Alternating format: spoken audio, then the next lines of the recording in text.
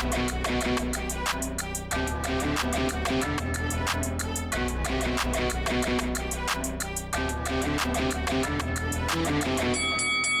guys, welcome to Boxing Squared for boxing news and views from around the internet. A couple of heavyweight cards this weekend that I'll preview in this video. You've got Arslanbek Makhmudov. He is going to be facing Mariusz Wach. That's going to be in Canada. You have in Germany the return of Zhan Kossobutskiy against Johann Duhaupas. Some other heavyweight fights on that card, and also some other heavyweight fights, or one other heavyweight fight of note, on the Makhmudov card. At the end of the video, we'll also talk about Frazer Clarke. Takes his first step into the paid ranks this weekend. But Makhmudov, and you can see here, this is a post from Eye of the Tiger Management, which is running this event, promotes Arslanbek Makhmudov. There has been the open workout. You can see here Makhmudov on the pads, etc. Simon Kean, he's on the undercard. We'll touch on that soon. He is facing Shawndell Winters. That's not Shawndell Winters, that's Mariusz Wach, who seems to be in decent shape. Here we go, Shawndell Winters. So the post itself, it says, the heavyweights are hungry. The giants who will be in action in the main event and co-main event this Saturday on Punch and Grace ran into each other today at the media workout. The atmosphere was tense and the sound of the punches was thunderous. There was a lot of power in the house.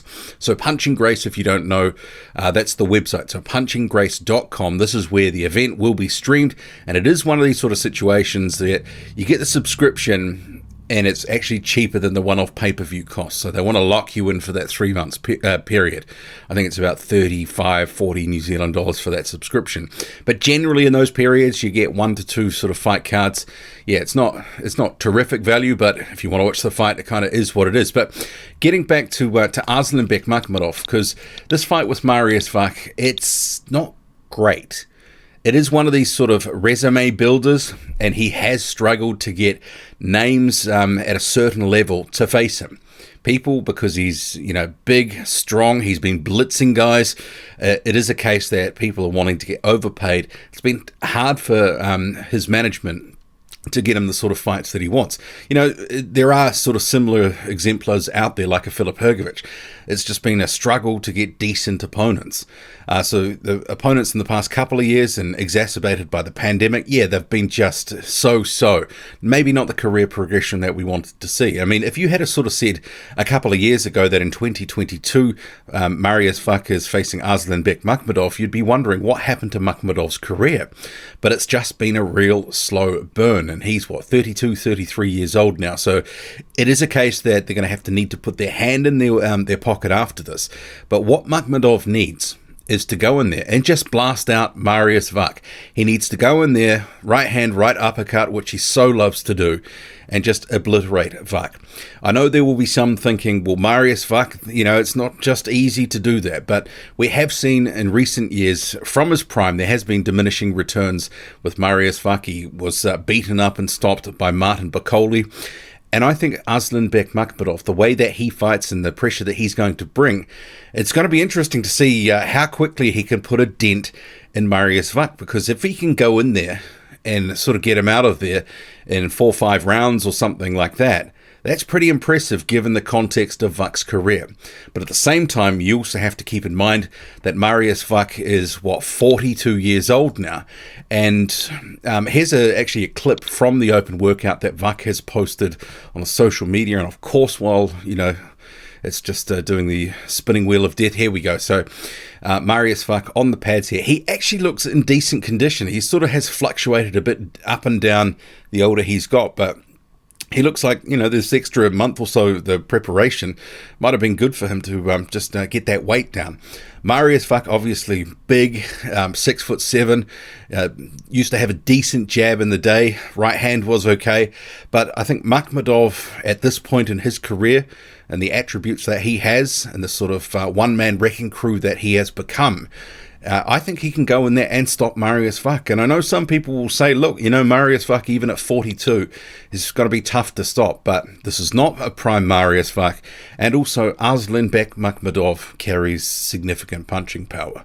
And I think this will be seen in this fight. So he needs a statement performance. He needs to go in there and actually take Mariusz Wach out.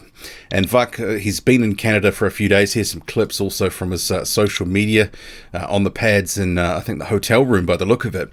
But during this build-up, he's been training with his fellow Pole, Damien Kaneba.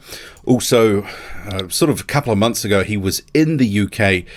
You can see here, this is one with, if it will load, this is the problem, my internet is terrible. Daniel Dubois, also Damien Kaneba on the left. And here's another one. Johnny Fisher and Damien Kaneba and a few others as well. So he's had some pretty good sparring and preparation work. Makhmudov, meanwhile, I'm not too sure about his sparring partners or what his regimen has been, but he's posted on social media saying, I'm going for my 14 victory. So very sort of succinct with that sort of statement to fans, etc. But I expect it's a win. And it doesn't matter how it comes, but I think it will come by knockout. And then he needs to go into bigger and better things. You know, he's sort of withering on the vine with the level of opponents he's had. It's kind of, you know, it's a put up or shut up next couple of years. They need to actually put him in positions. But he is now ranked in the WBC. So now having some of these rankings, maybe he can get eliminators, etc. But on the undercard, so you've got Simon Kean. He's going to be facing Shawndell Winters. And Winters had a couple of upset wins a couple of years ago. And that sort of put him in the frame for a couple of decent fights. Ultimately, he seems to have sort of peaked and been downhill. Obviously, he was blitzed by Alan Babbage, and there's another loss in there as well. But it is a case that Winters, aging fighter, 39, 40 years old now, he is coming up against a guy in Simon Kean who has looked like damaged goods in the past couple of years. So a few years ago, he got knocked out. He came back, avenged that loss to Dylan Carmen. But since, he just has looked tentative. He hasn't put in a performance where I've seen him and gone, wow, that was a really solid win. He fought Sergey Lyakovich and was just couldn't pull the trigger. At that point, Lyakovich was 44 and just throwing out a few feints, and that seemed to be giving Kean fits. But it is a case that this could be quite evenly matched. If Kean is still not confident to pull the trigger and a bit hesitant about getting hit, it could be a fight where Shawndell Winters is in the fight. Winters has proven he's got decent boxing skills, a bit of pop, and if you're not good enough, it is one of these sort of things. He could be in the fight to beat you, and a couple of guys have found that out. He had 2 upset wins on the trot, including one against Alexander Teslenko. So that could be actually quite an interesting fight. Not a huge fight in the heavyweight division, but because of some of the question marks with Kean, and Winters has formed previously to spring a bit of an upset, I think that could be interesting.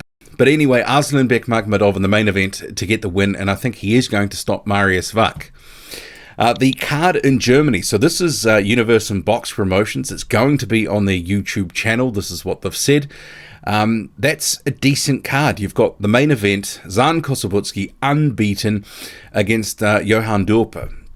So I'm not sure that this is actually Kossobutskiy's toughest opponent to date, but I think it's one of these cases that Johann Duhaupas will be probably the guy with the most name recognition that Kossobutskiy has fought.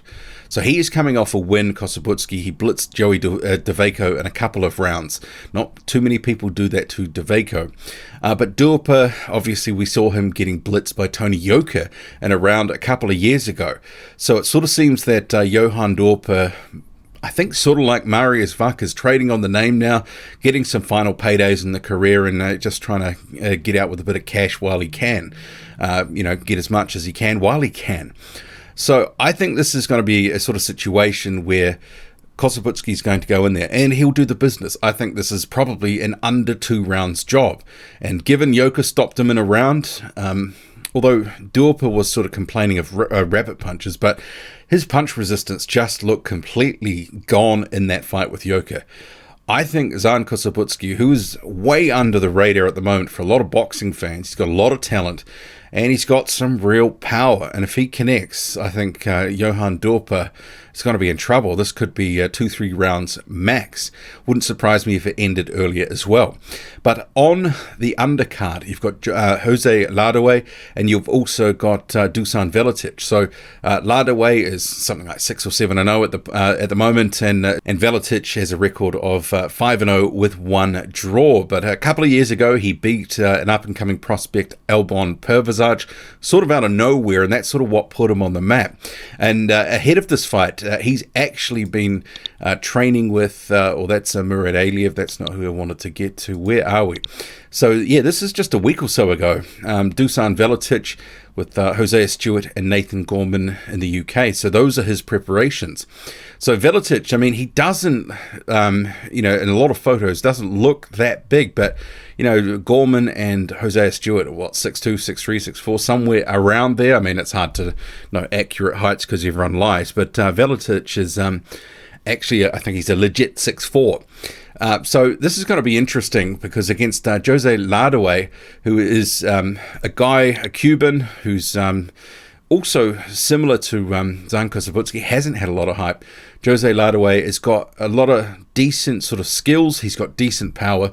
But this is actually, I think, a good sort of well-matched fight against a guy who's got some skills and it's going to put up some resistance. It's not just a knockover job for a fighter who's only got half a dozen fights or so on the ledger. Also on that undercard, there's a couple of other heavyweight fights, but the only one of note really that I wanted to mention, or at least the fighter, that's Mourad Aliev. So that was the guy that sort of cropped up before. So he is, of course, from France. He was an Olympian at Tokyo 2021. He was actually the guy that was disqualified against Frazer Clarke. So a little bit sometimes dirty in the ring there. But it'll be interesting to sort of see how he goes as well. He only had his first pro fight the last time Universum had a card. So Mourad Aliev returning to the ring. 3 heavyweight fights on that card. Also, you have Frazer Clarke. So I guess it'd be remiss of me not to mention this. So Olympic bronze medalist from Tokyo 2021. He's turning pro. He's got a big sort of platform and stage to do it. This Khan and Brook undercard. But it's not actually clear who he's fighting. It's still unlisted on BoxRec, and I had a look on the Boxer website, couldn't see who he was going to be fighting. So despite sort of saying he wanted to jump straight in, have a bit of a sort of Joe Joyce sort of let's get going straight away and, crack into it, because he's in his 30s as well, turning pro now. It is probably going to be a pretty soft opponent first up for Frazer Clarke. And actually, I didn't realise, is this sweat off his head or is he spitting out water? I only just sort of noticed that. Or is he throwing up? I don't know. Make of it what you will. But Clarke in the ring, and it'll be interesting to sort of see how he sort of progresses as a pro and what's really there, because he has been, at least on the amateur scene, when you had guys like Joyce in the amateurs, Anthony Joshua as well. He was a bit further down on the depth chart. Eventually got his opportunity to represent the UK or England at the Olympics. Got a bronze, well deserved. He fought well at the Olympics. Obviously, that fight with Mourad Aliev kind of left Frazer Clarke a bit bloodied up and all that sort of stuff. But I'm not sure how he projects as a pro. I'm not exactly sort of going, he's a can't-miss prospect. I need to see, I think a little bit from him against some somewhat decent opponents to get more of a read on how he's going to go. But I'm interested nonetheless to sort of see it. And even though this is probably going to be a pretty soft lob first up, good to see him enter the pro ranks. What do you make of it all? Drop a comment, loud and often, hit like, hit subscribe, follow me on Twitter, boxing_squared. I'm out.